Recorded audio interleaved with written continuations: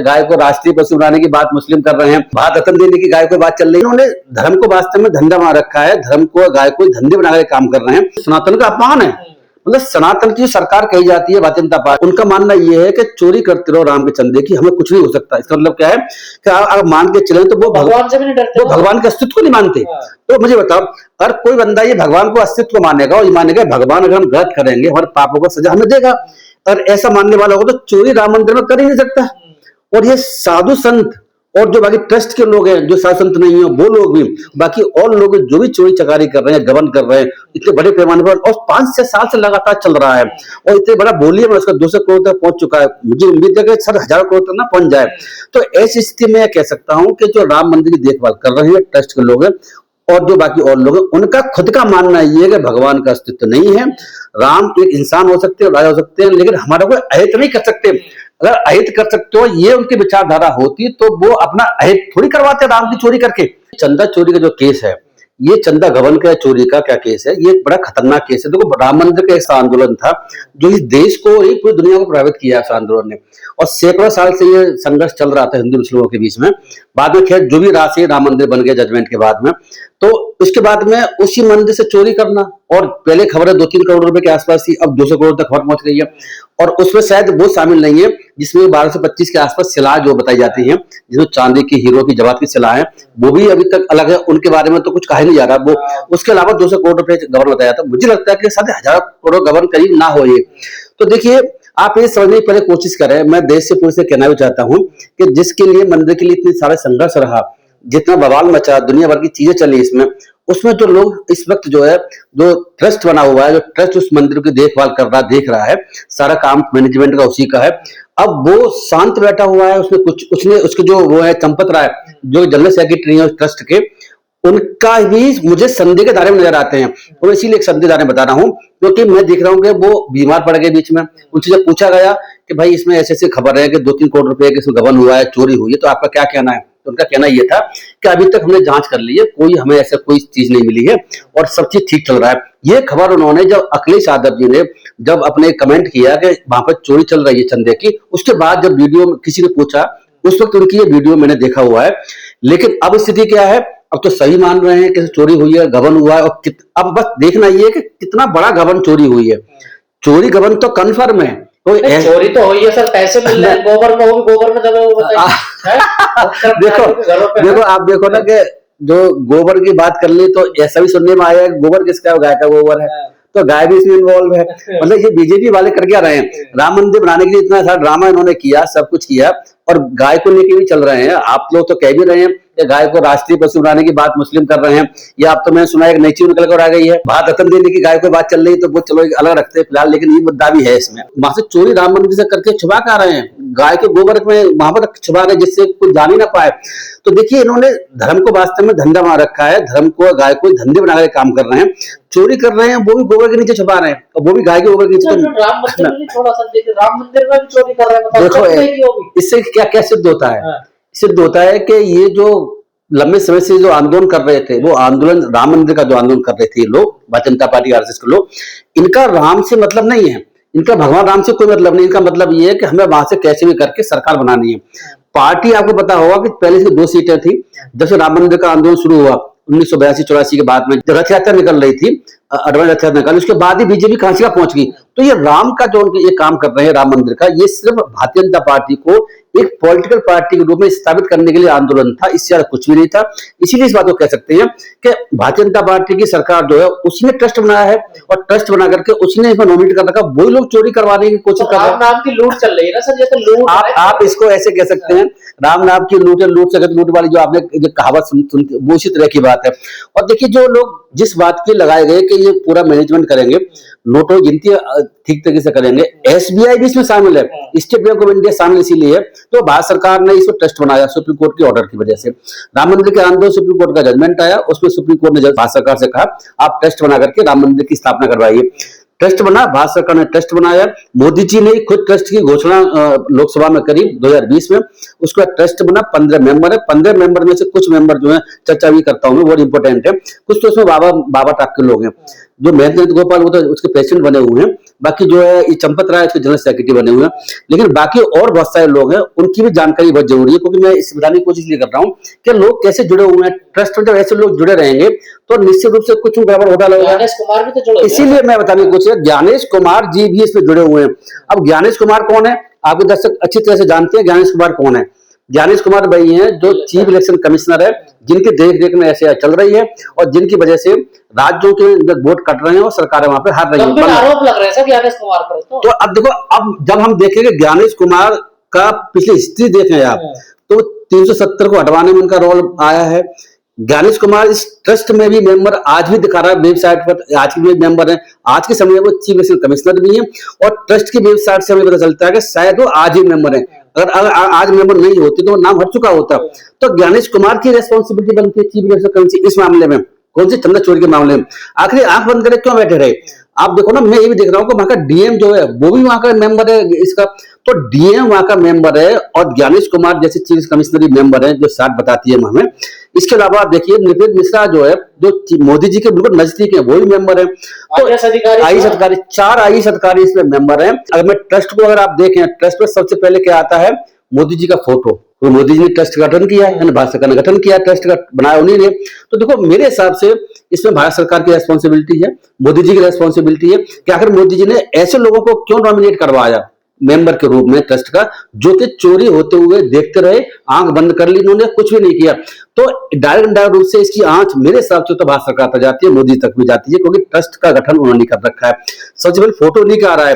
बाकी IAS officer DM जब वहां का अयोध्या खुद इन्वॉल्व है मेंबर में, तो ऐसी स्थिति में उसको नजर नहीं आ रहा क्या चल रहा है। मैं भी देख रहा हूँ कि ट्रस्ट जो नोटों की गिनती जो करते थे लोग, जो पकड़े गए, टुंडू बता रहे हैं आप, एक दो और भी नाम उनका भूल रहा हूँ, लव कुछ नाम है, बाकी और लोग भी हैं, उनके बारे में पता चल रहा है कि वो किससे आते थे, स्कॉर्पियो से आते थे। राम मंदिर की सुरक्षा है, दुनिया जानती है, क्योंकि इस पर अटैक नहीं हो सकता है, तो बहुत भारी सुरक्षा बंदोबस्त कर रखे राम मंदिर का। मुझे लगता है किसी की इतनी सुरक्षा नहीं कर रखी होगी। ऐसी स्थिति में वहां सुरक्षा अधिकारियों को, वहां की डीएम जो मेंबर है और बाकी लोगों को नजर नहीं आ रहा था कि 14-15 हजार रुपए सैलरी मिल रही थी जिसको पकड़े गए। 15 हजार रुपए सैलरी वाले जो है, आप बताओगे कि स्कॉर्पियो से और खरीद रहे हैं वो कैसे आ रहे हैं। मैं ये भी देख रहा हूँ कि ऐसी खबरें भी आ रही है कि उनके तो 70 जो है कमरों के गेस्ट हाउस बने हुए हैं और अयोध्या बने हुए, तो उनको नजर नहीं आ रहा। तो आंख बंद करके क्यों बैठे रहे। एक बात बता दूं कि पहले लेखा अधिकारी कुछ करके कुछ था, उसका भी मैंने स्टेटमेंट सुना है, जो अखिल यादव ने पहली बार आरोप लगाए थे इस संबंध में। उसके बाद लेखा अधिकारी जो भी था, नाम मैं तो भूल गया हूं उसका, उसने कहा था कि चोरी चल रही थी, मैंने पकड़ी कि गड्डियां बनाई जाती थी, जो काउंटिंग होती थी नोटों की, जो चंदा चढ़ा आता था, उस गड्डियों को गिनने में कुछ नोटों को हटा दिया जाता था, जिससे उनको गबन किया जा, चोरी किया सके।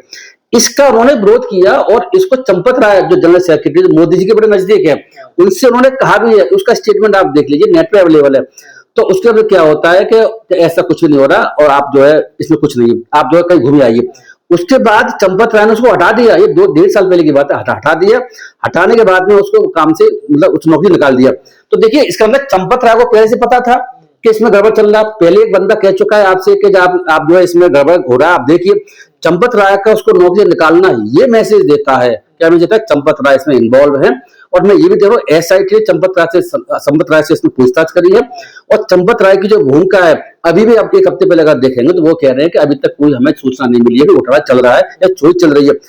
तो सर हुई है ना, देखिए जबकि 1.5 साल पहले उन्हीं का कर्मचारी जिसको उन्होंने लगाया था उसी ने शिकायत कर चुका है। तभी चंपत राय का कहना तो ये एक मैसेज देता है कि राम जन्मभूमि तीर्थ क्षेत्र ट्रस्ट के जो मेंबर हैं, जो चंपत राय जैसे लोग हैं, वो भी इसमें घोटाले में इन्वॉल्व है। उनकी देख रेख में, उनकी छत्र छाया में ये काम चल रहा था। चोरी तो हुई है ना, तो इससे तो इग्नोर नहीं किया जाता। देखो इतनी हुई है वो अलग बात है, पर चोरी तो हो रही है। देखिए सर, चोरी इसमें पहले 3 करोड़ के आसपास की बात आ रही थी इनिशियल, बाद में बढ़कर के क्या हो गई है 200 करोड़ के आसपास खबर पहुंच गई है।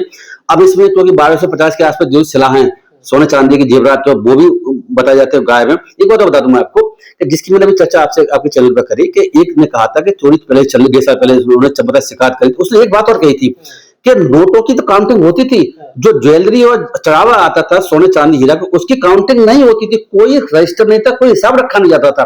तो देखो ये चल के आ रहा था 1.5 साल पहले से चल रहा। मैं देख रहा हूं कि जो करीब 5 साल पहले से भी घोटाला चल रहा है, 4 साल पहले से करीब, जब से ये ट्रस्ट बनाया, तो इनकी देख रेख में सब बात चल रही थी। तो बहुत पैसे इन्होंने इधर से उधर किया होगा, इसमें तो कोई दाव पे नहीं। आरोप तो पहले भी लगे थे 1992 में, इन्होंने बहुत पैसे इधर से उधर कर दिया। हाँ। आप मुझे एक बात बताएं कि कुछ अखबार ऐसे जिन्हें गोदी मीडिया कहा जाता है, वो अखबार खूब धुआंधार इसकी खबर छाप रहे हैं और खूब इन पे आरोप लगा रहे हैं, ट्रस्ट के ऊपर आरोप लगा रहे हैं। अमर अखबार क्या लिखता है, भाई कातिल, भाई मुद्दई और भाई मुंसिफ, कौन निष्पक्ष न्याय करेगा। देखिए मैं एक बात बता दूं कि जब कोई भी चोरी होती है, गबन होता है, और इसमें तो बहुत बड़े पैमाने पर चोरी हुई है, 200 करोड़ के आसपास फिगर आई चुकी है हमारे पास में, तो ऐसी स्थिति में पहले एफआईआर होनी चाहिए थी, बाद में सिट बननी चाहिए थी, लेकिन अभी तक एफआईआर नहीं हुई है, सिट बनाकर इंक्वायरी चल रही है।